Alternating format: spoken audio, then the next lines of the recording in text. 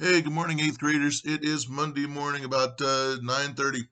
I wanted to get this off to you a little bit sooner. Yes, Mr. Winter and his coronavirus beard. Just heard they might be extending.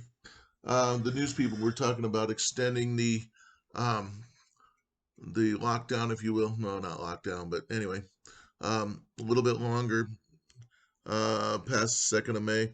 Um, I've noticed it's a habit of our governor to go ahead and um, let something leak through the news media and then go ahead and implement it, which is fine. But anyway, a couple things I want you to think about this week. Okay, number one, make sure you get all the men who built America done, and but just pay close attention to it. Okay, I will be doing a test review with a YouTube. It'll be ready for Thursday. A couple things.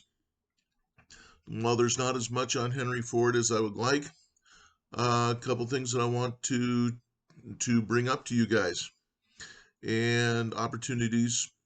All right, when it comes to the industries, okay, think about electricity. Think about with what turned into J.P. Morgan. All right, um, now and oh, think about Rockefeller with Standard Oil, and think about Henry Ford. Now, what do all three of those have in common? Number one, they were three of the richest men in the world. Number two, let's take a look at Rockefeller. Even after Rockefeller with his kerosene got shut down, did he quit? No, he didn't, did he? All right.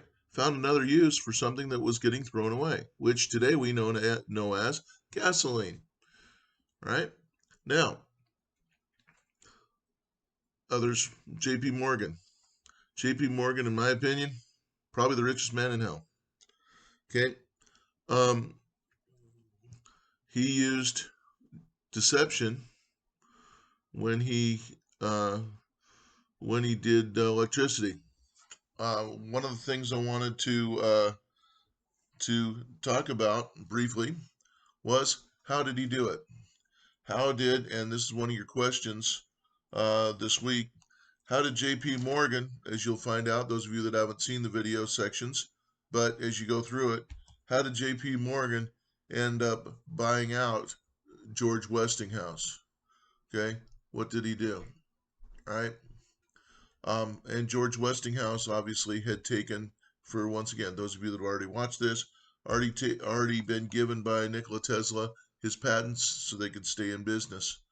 All right, and Nikola Tesla, the father of AC current. All right, um, but let's go back. J.P. Morgan, what did he do to Westinghouse? All right, filed a lawsuit against him. Filed a lawsuit against him on patent and on patent infringement, several things. The deal was J.P. Morgan had a lot more money than George Westinghouse. Okay, George Westinghouse had to end up settling. Now, was it good? Was it bad? I want you guys to decide. Was it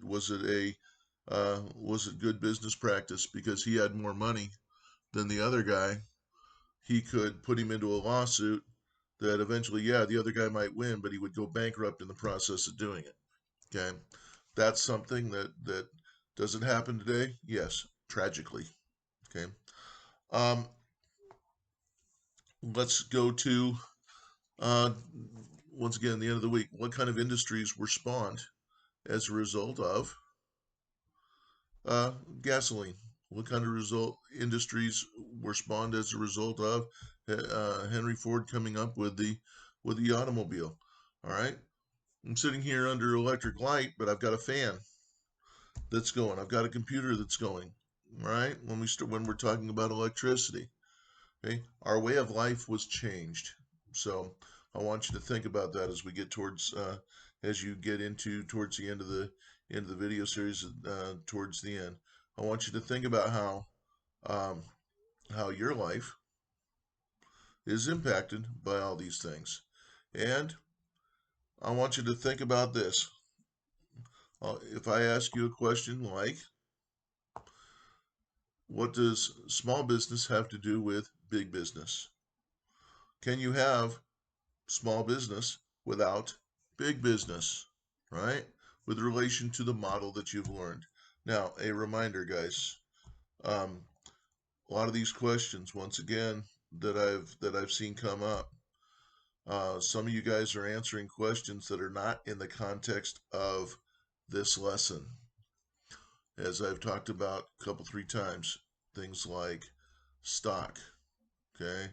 Not something on a grocery store shelf in relation to this lesson. In relation to this lesson, it is a portion of a company, okay? Social Darwinism in relation to what you're learning in the book, straight out of the book, okay? Only the strongest companies survive, all right? So make sure that you understand these things as we're going through. And as you're going through, learn some of the business practices that some of these guys did, some of the things that were good, some of the things that were horrible. All right? That guy Henry Frick, by the end of this series, you should not be happy with him and his heavy-handed ways. There was a reason why there were reformers back in this time period. There's a reason why labor unions came into effect. Okay? Remember Carnegie, he felt so guilty over a lot of the stuff that he did, and he was ultimately responsible for. Was Carnegie ultimately responsible for the Johnstown flood? Absolutely. The guy that worked for him was Henry Frick, and he did what he did. All right. Was Carnegie ultimately responsible um, for the um, for the um, excuse me, uh, for the factory disaster? All right, where the Pinkertons were brought in. Okay, for his steel mill. I'm sorry, for the steel mill disaster where all these guys got shot. You better believe it, he was, because he was the head of the company. Okay. Now, what's a philanthropist? Right?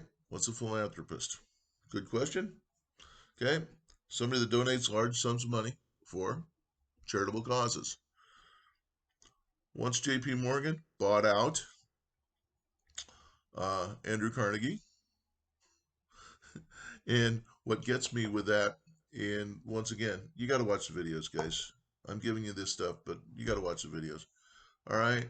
Charles Schwab used, I'm sorry, J.P. Morgan used Charles Schwab to talk to Andrew Carnegie. All right. So they're talking to each other, and Carnegie becomes the richest man in the world, or Carnegie. His name's been pronounced both Carnegie and Carnegie. Becomes the richest man in the world. Now, what's he do with his money? Okay, he feels guilty over the loss of literally thousands of lives. The worst man-made disaster up till 9/11 was Johnstown flood. Okay, the Homestead um, foundry, that was insane. And so what does Carnegie do? And what's his philosophy about money? Okay, I want you to understand. Carnegie believed that money's only worth anything if it's used for the common good. And he felt guilty as all get out when you're watching the video about what they did, about what the big three did to William Jennings Bryan. Leads us to the other point. Remember when we talked about um, best witness protection program in the world? Why was Teddy Roosevelt made the vice president, or became the running mate of William McKinley during his second term? Why? You guys can answer that. All right, guys. It's 9:30 into this. Your test is on Friday. I'm having office hours on Wednesday. Um, they're not required. All of your assignments are due as of the time of the test on Friday. All your worksheets, you don't have to turn in any of the worksheets, but the assignments I assign, they're due on Friday. Okay, you got 24 hours to knock out the test. Everything is late as of Saturday. Okay? Okay, guys, have a great week. See you soon. Bye-bye. Miss you guys.